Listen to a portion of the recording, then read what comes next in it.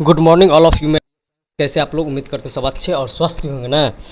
आइए एक मैथ का प्रश्न लेके आए हैं और ये क्लास 9th का क्वेश्चन है मेरे दोस्त। आइए, ये क्लास 9th का मैथ्स है मेरे दोस्त। आइए, कह रहा है, क्वेश्चन कह रहा है किसी शंकु का कुल पृष्ठीय क्षेत्रफल ज्ञात कीजिए, है ना। यदि आधार का व्यास जो है ये 10 सेंटीमीटर है और तिर्यक ऊंचाई जो है ये 13 सेंटीमीटर दिया हुआ है सवाल में। आइए, ये क्वेश्चन बनाने के लिए सबसे पहले फार्मूला जो है ना मैंने रखता है मेरे दोस्त। आइए, सबसे पहले ये तो शंकु हो जाएगा। पहले शंकु का आराम से पहले फिगर पहले पार लेते हैं ना, आराम से शंकु का एक फिगर पहले पार लेते हैं। ऐसे ये शंकु हो गया, है ना। ये वाला लाइन जो है आपका यहाँ से ये जो हो जाएगा ये आर यानी कि त्रिज्या हो जाएगा, है ना। सबसे पहले ये इसमें 3-4 को फार्मूला जो होता है ना बहुत इम्पोर्टेंट होता है। आइए मेरे दोस्त, सबसे पहले शंकु का ध्यान दीजिएगा। शंकु का वक्र पृष्ठीय क्षेत्रफल, वक्र पृष्ठीय क्षेत्रफल। तो शंकु का वक्र पृष्ठीय क्षेत्रफल क्या होता है फार्मूला, है ना। उसके बाद जो है आपका शंकु का ध्यान दीजिएगा, शंकु का कुल पृष्ठीय क्षेत्रफल, है ना। तो कुल पृष्ठीय क्षेत्रफल ये भी ध्यान में रखना है।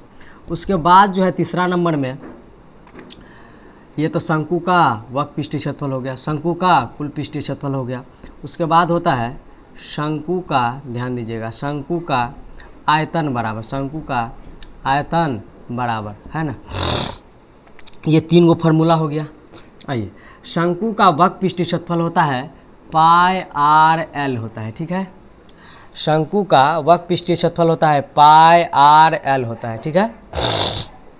उसके बाद में शंकु का कुल पृष्ठीय क्षेत्रफल होता है, शंकु का कुल पृष्ठीय क्षेत्रफल होता है pi R into L plus R, है ना। यही होता है इसका।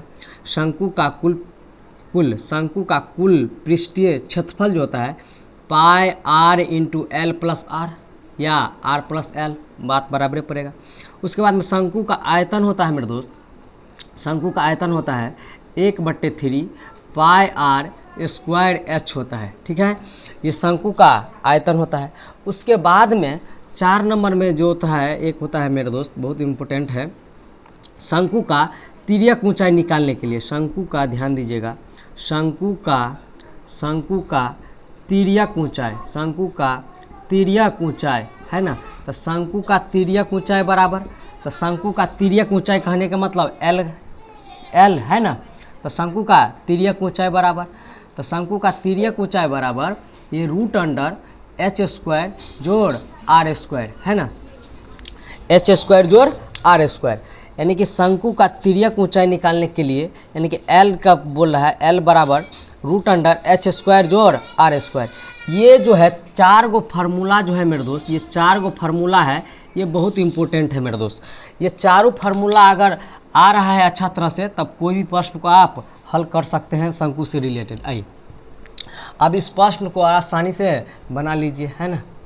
अब ध्यान देना है, ये प्रश्न जो था क्लास 9th का था मेरे दोस्त और बहुत ये बेसिक सवाल इसको कहिए, वो सवाल सब है। आइए, कह रहा है किसी शंकु का कुल पृष्ठीय क्षेत्रफल ज्ञात कीजिए, है ना। यदि आधार का व्यास जो है इतना दिया हुआ है और तिर्यक ऊंचाई इतना दिया हुआ है तो बारी बारी से इसको लिख लेते हैं, है ना। तो शंकु का ध्यान दीजिएगा, पहले एक शंकु पहले पार लीजिए, है ना। एक आराम से एक शंकु पार लेते हैं, है ना। एक शंकु ऐसे पार लीजिए, एक शंकु ऐसे पार लिए, है ना। एक शंकु ऐसे पार लिए, ध्यान देना है।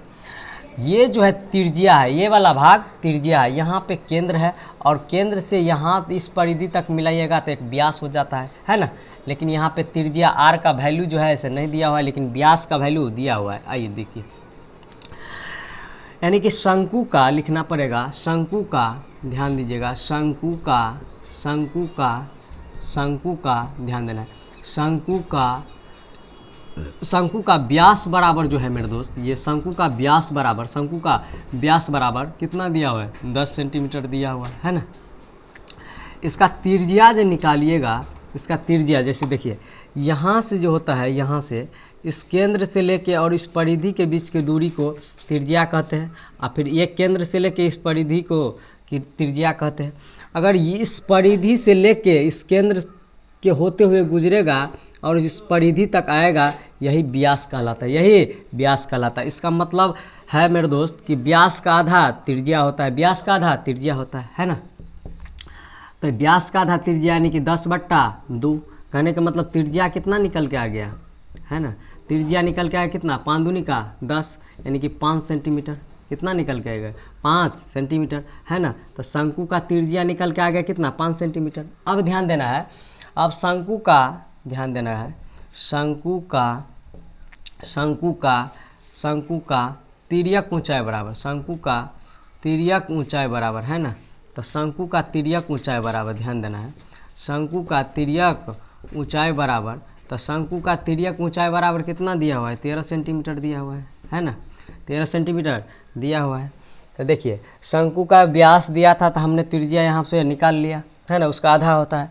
शंकु का तिर्यक ऊंचाई यहाँ पे दिया हुआ है, अगर नहीं दिया रहता तो ये फार्मूला यूज कर लेते, शंकु का तिर्यक ऊंचाई बराबर है ना, तो इसका L बराबर यानी कि h का मान और r का मान दिया रहता तो हम फार्मूला पर बैठा लेते, √h² जो r² करके ऐसे ही निकाल लेते हैं ना।